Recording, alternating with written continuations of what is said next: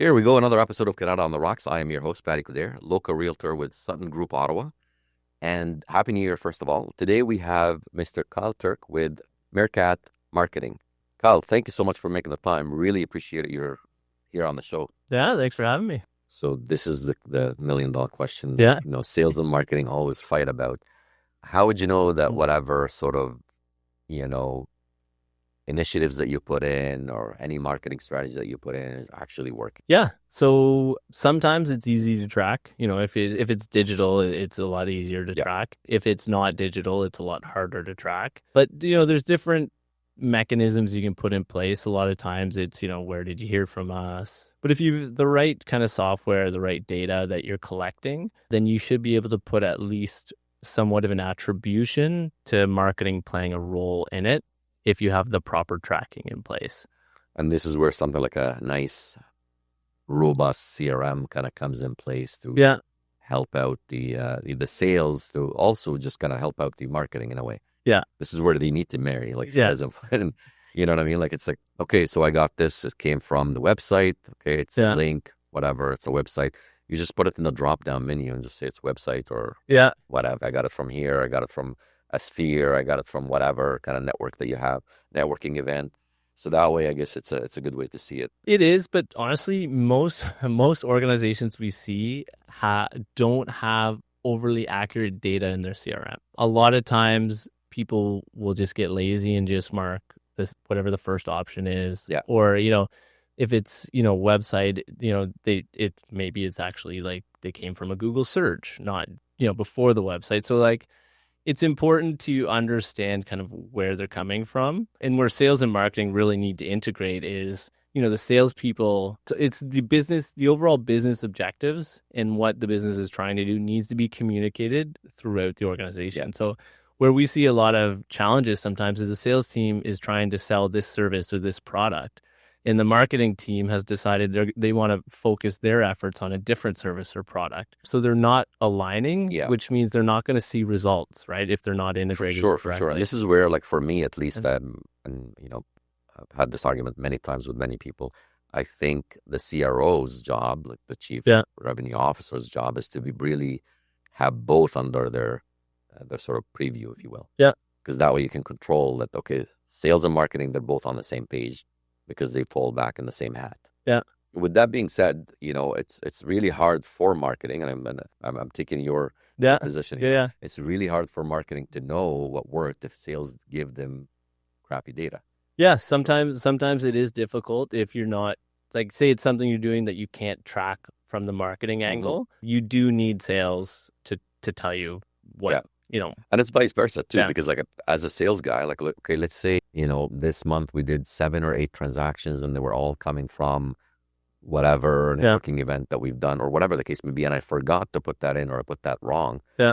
Well, who's to say that marketing is not going to be able to put more efforts in that? Because now they don't know. Yeah, exactly. But if I actually put it, and it's appropriate and it's going back to the appropriate channel, then marketing can go, oh, actually, you know what? Google AdWords last month produced this many leads, and those many leads closed, and if we look at the other one, it didn't produce any. We should spend more money on Google AdWords, same budget. So you're not necessarily spending a ton of extra budget. You're still within, just reallocating. Exactly, relocating it to a much better place. So I've always been an advocate for marketing in that regards, because at the end of the day, for me, it's like the bottom line is really what matters. So let's look at some of your ideal client that you guys work with. So you mentioned, mostly small, medium business, real estate, a lot of others. For you, what's your, like, if you really have to go and go, this is the ideal client that I want, what would that look like? That's a tough question to answer publicly, because, if somebody doesn't fit in that bucket, they may not think we don't want them. Fair enough. That's a fair point. Very fair point. But where do you guys see yourself shine the most in terms of your clients' services?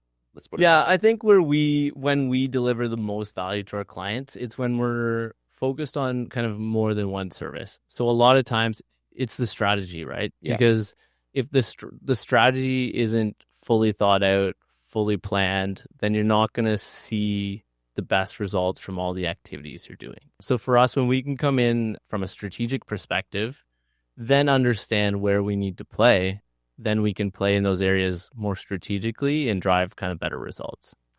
Now, here's a question that some businesses might like, Yeah. some businesses might not like.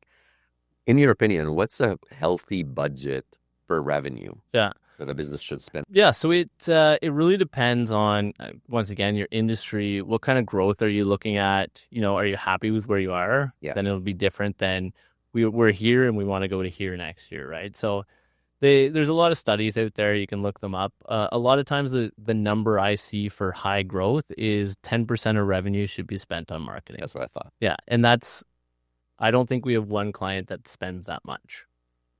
That's a Yeah, fair it's point. not realistic for a lot of small to mid-sized companies. In my opinion, I would probably agree that it's probably a bit high for them. But if you want to reach that high growth, it is recommended about 10%. Yeah, no, that makes total sense. And it's again, it depends on like where you are in the Yeah, cycle, I guess. Are you in the growth mode? Are you just kind of starting out? Like where are yeah, you at? And at the beginning, it might be just okay. I'm starting out, but I only have a budget of this much to yeah, spend for the next little bit, or I might not have a budget at all, but maybe I need a strategy. And what does that look like? yeah. So, do you guys do any engagement where it's like a consultation? Here's what you need to do, and then we'll see you in like a year, see how you do, or is it more? Yeah, so it depends on the client, Yeah, right? If they've got a full in-house marketing team, they don't need help executing. They just need help to think differently than they have and understand what they're doing and how it's working. Then we'll come in from the strategy perspective, provide them an audit, give them a strategy and a plan, and then their team executes it. And then we'll check in with them, 6 months, 12 months, 3 months, however often that they need check-ins or request check-ins. And then, so we do have clients where we just provide, this is what we think would work best for you. And then they go and execute. now for a brand new organization that's kind of getting into it, and they've got a healthy budget that they want to spend Yeah. on marketing and all of that. What's a good sort of the biggest bang for your buck for the first little bit that they should focus on? If you're a new business, the biggest bang for your buck is going to be your branding and your website. Those are your core pillars of any kind of marketing, really. Is how do you come across to people? What does it look like? How do you feel as a company? And then when they, everybody goes on websites, right? I don't know anybody that doesn't say, hey, I should work with these people, and then you don't look them up. Right. So the website has to really be that kind of block of It's like foundation for it. Yeah. your image online that people want to see. Do you see a lot more people leaning towards social media versus an actual website, or is it like a healthy mix? What does that look like? Web is still and I think a lot of folks know that you have to have that foundation online, and the website is that piece, because social media, a lot of times to convert people from social media to revenue, they're going to your website. Yeah. Whether it's a landing page or a full website. So the website really needs to be that, quarterback of the marketing. And for you guys, for growth wise, what's your plan for the next 2 to 5 years as far as growing and adding more to your clients? Yeah. So I think organic growth is the best way for our company to grow. So that's just, adding clients as they come, building the team as we need. Sort of that slow growth approach would definitely, in my opinion, be the best for us. Yeah. Yeah. Is there any type of clients that you would totally say no to? Yes, I'll mention who. No. Yes. So is it an industry, or is it more of a who? No, there's certain industries we prefer over others, but once again, I don't need to say who I don't want to work with. Yeah. Fair point. Fair point. Yeah. One of the things that we hear a lot about marketing is like that's sort of like the cart before the horse, right? When it comes to, is it marketing first? Is it sales first? Like, what are you gonna do to generate more business? Yeah. And we're gonna debate on this one. So here's what I'll say. You have to have a good website and a good brand. Mhm. If you have that, then the sales needs to be driving it. Yeah. In my opinion. And I think, nothing really happens unless you sell something. 'Cause at the end of the day, like, if you can't sell it, well, you're not going to be able to spend more on marketing if you don't have the funds. Yeah. Unless you come with like a lump sum of funds that you're like, okay, I'm ready to invest, then it's a different story. It also depends on the product or service, right? So like some products or services are like 100% marketing. Some are like 90% sales, 10% marketing. So it also depends. So you need to know your product, your target, and then you can decide. So I don't think it's always sales has to do it or marketing has to do it. I think it really depends on what you're selling.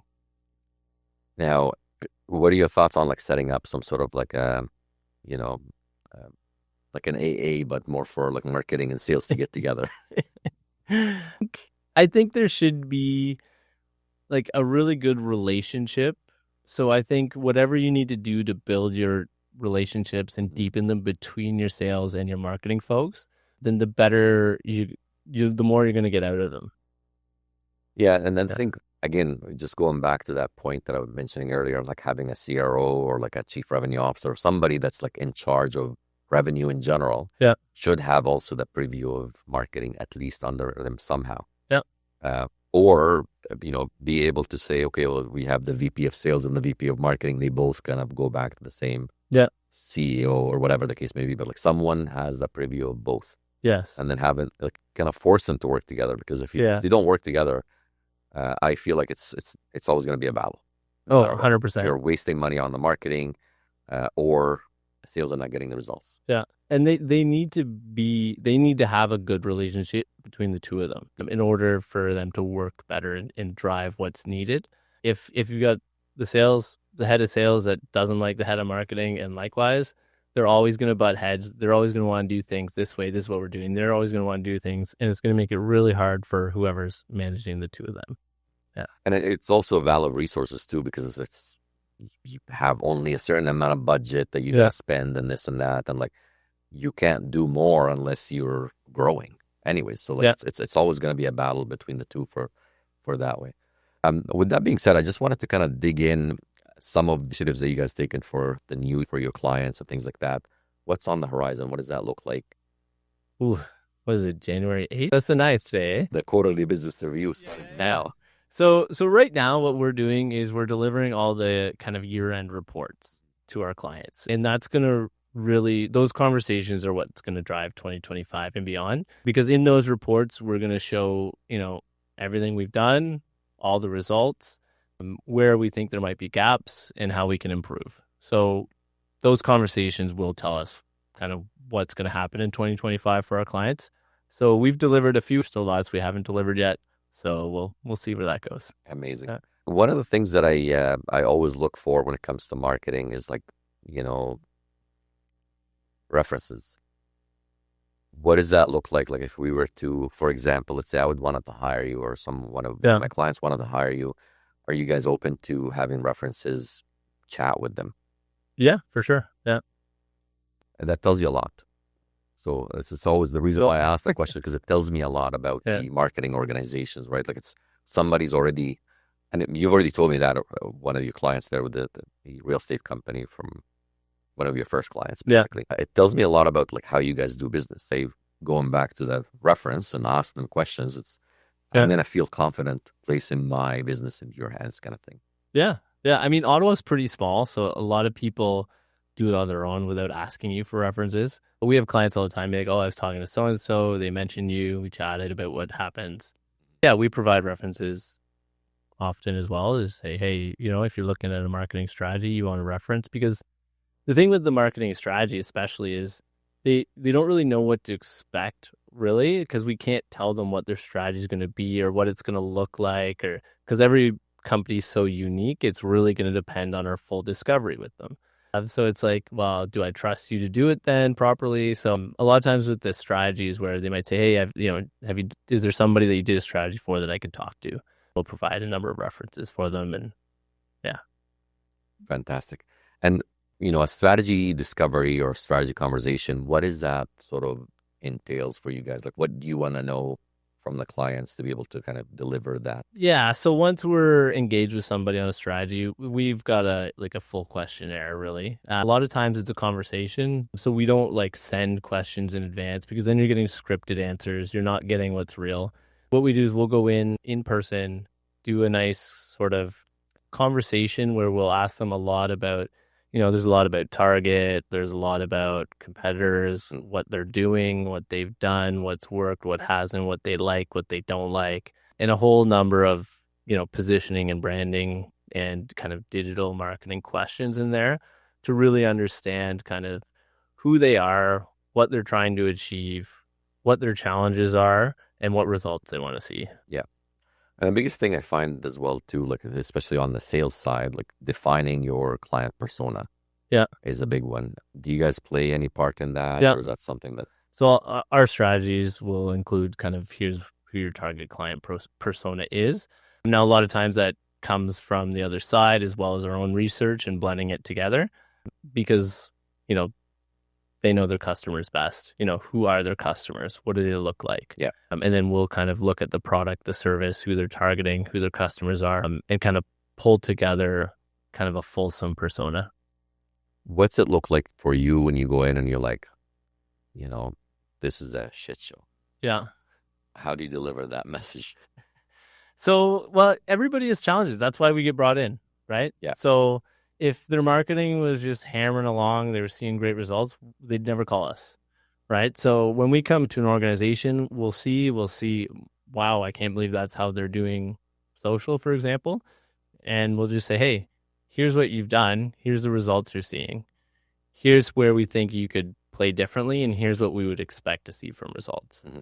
And then we can track a benchmark against how they're performing now in the new strategy and how they're kind of doing, as we progress into an engagement. So we don't go in and be like, oh, you're terrible. Like sometimes they are, sometimes they're not. Sometimes the companies are doing really well and they're just looking at how do I do more or how do I do this even better? So and a lot of times too, like we're not all marketers, right? Like we're as an organization, like you're focused on the easiest sort of thing, which is like trying to get sales, and marketing is really more of a nuisance. With all honesty, like not to. We hear it all the time. Yeah, but it is a nuisance to the organization. Like it's not our comfortable spot. Yeah, and it kind of sucks because like at the end of the day, like you don't want to also sound like you're a narcissistic a-hole talking about yourself or your organization all the time. So it just becomes a little bit of a, how do I bring this message without sounding like a, and that's really where you guys should come in and like help out and like, move the needle across. Really appreciate it. This has been fantastic. Love to kind of pick your brain actually for my own organization at some point. Anytime. This year, we'll have to sit down and have a coffee. And hopefully we can bring Courtney on the show at some point. Again, Carl, thank you so much for being on the show. Thank you for, bringing your wisdom here, and I really appreciate it. And for folks that are watching, don't forget to hit the like button if you like what you see. Subscribe and hit that bell icon so you can get more and more episodes about this. And if you want to check out Kyle at Meerkat Marketing, he's got LinkedIn, he's got website, they've got it all. Marketing 101, it's over here. Thanks again. Yeah, thanks for having me. Appreciate it. Thanks.